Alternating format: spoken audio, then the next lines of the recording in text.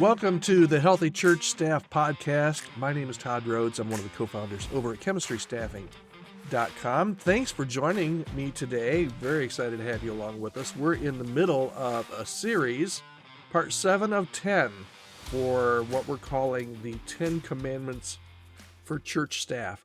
We've already gone through 6. We're going to look at number 7 today. But as we do, just a little background on what I'm sharing here with these 10 commandments for church staff. These should hopefully be helpful to you. They're based on biblical principles. They'll be helpful to you, though, as you do your work, even today and in the future, in your role on your church staff.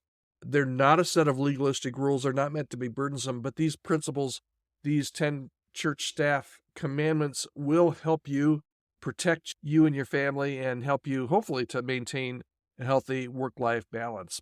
So we've looked at 6 so far. If you've missed any of those, go ahead and click on subscribe wherever you're listening to this. Go back and listen to those first 6. But today, commandment number 7, we're going to look at practice patience and restraint. Practice patience and restraint. And the biblical passage we're using for this commandment is James 1:19. Understand this, my brothers and sisters, you must all be quick to listen, slow to speak, and slow to get angry. That's easier to read than it is to actually do sometimes, I realize, at least if you're anything like me. But the issue of practicing patience and restraint, particularly in your role as a leader in your church, is just incredibly important. Let's look at some examples of Jesus, because Jesus, when he lived on this earth, really had to cultivate this just like we do. Let's take a look at just a couple of examples. You remember in the New Testament, particularly in the Gospels, when Jesus is teaching his disciples? Man, talk about the need for patience.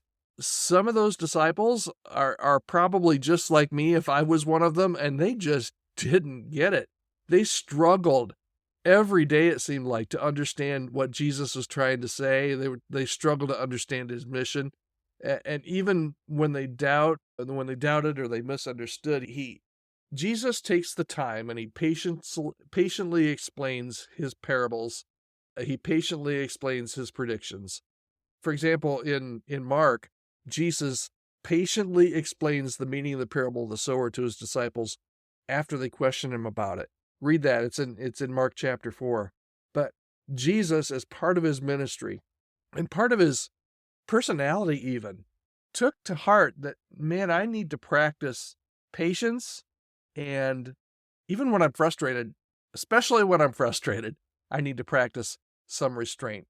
If you remember, as Jesus headed up to and leading to his crucifixion, it required a lot of patience and resilience on Jesus' part. He went to trial. He endured some ridicule, lots of ridicule, physical suffering, but he persevered. He did not retaliate with harsh words. In Luke, it describes Jesus as enduring the pain and mockery of the soldiers without any complaint. And he even offered forgiveness for those that were crucifying him. Take it to the next level, Jesus. So it's really important for us as church leaders that we practice patience and restraint. For each one of these commandments, we've been looking at some red flags, maybe some things that if you feel this way on a regular basis, often these might be red flags that, hey, I maybe need to take a step back and really work on this area of patience in my life and work in this area of restraint in my life. Okay, so here are some red flags. If you find that there's a pattern in your life of constantly being in an argument, especially those that kind of come out of nowhere, that they escalate quickly and they're not necessarily resolved in a healthy manner, it could suggest that you have a little bit of a lack of patience and restraint. Jesus was put in those instances where he could have and very seldom did he lose his temper. I can think of one instance, but in most instances, he used a lot of patience and restraint and didn't argue a lot. Okay, so if you see a pattern in your life of just frequent arguments or conflict, that could be a sign that you need to work on this today. Here's another one. Maybe you make reactive decisions. If you make decisions frequently in haste, especially during or immediately after after one of those high-stress situations or conflicts or arguments that we just talked about, it might be a sign that you're just lacking patience and restraint. Effective leaders can usually take time to think through things before making important decisions. So if you're making big decisions based on an argument that just happened or just rash without considering, it could be that you need to work on your patience. Here's another one. If you find that you're just in a constant state of agitation, you're just ticked all the time, or in a state of unrest, or a prolonged period of discord with your leadership team or in your church, it could suggest that you have a lack of patience and restraint. Strained relationships that are constantly strained, and maybe there's not just one, but there's a number of them. That's an indication that, again, that there may be some areas that you can work on here. And then we'll end with this one, red flag. Difficulty listening to others. If you have a pattern, and I do this sometimes, and it drives me crazy, it drives my wife crazy sometimes, go figure. If there's a pattern of interrupting others, or not fully hearing others' points of view, or acting dismissively towards others' feedback, it might suggest a lack of patience. Matter of fact, I would say it probably does. And look, we're all impatient at times. We all fail to show restraint at times, but Jesus set the example for us.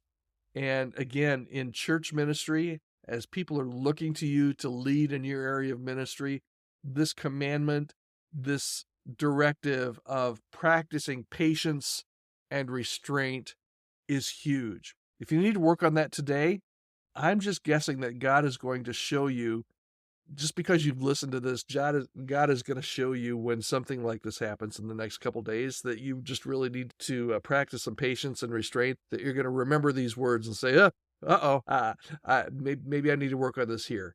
So again, these 10 commandments are all based on biblical things, but I really think that these are 10 of the things that I've learned in over 30 years of working on our church staff, serving churches, just being in ministry generally, that have helped me stay. They've served as guardrails. They've served as checkpoints to let me know when things might be even just a little bit out of alignment, maybe a little bit awry in certain areas. So I'm hoping that by sharing some of these with you, that they'll help you to really be able to be where you're at for a long time, to lead a healthy work-life balance that will not only work for you personally, but in your job and in your ministry and in your family as well. I would love to hear your feedback. Or if you have any questions, you can always catch me at just send an email to podcast@chemistrystaffing.com, podcast@chemistrystaffing.com, and I will be happy to reply to you. And if you have a question, maybe even answer it here on the podcast. If you like what you heard, go ahead and subscribe, and we will be here tomorrow when we talk about commandment number 8, which has to do with, this is a fun one, reconciliation. Join me tomorrow, and we'll dig right in.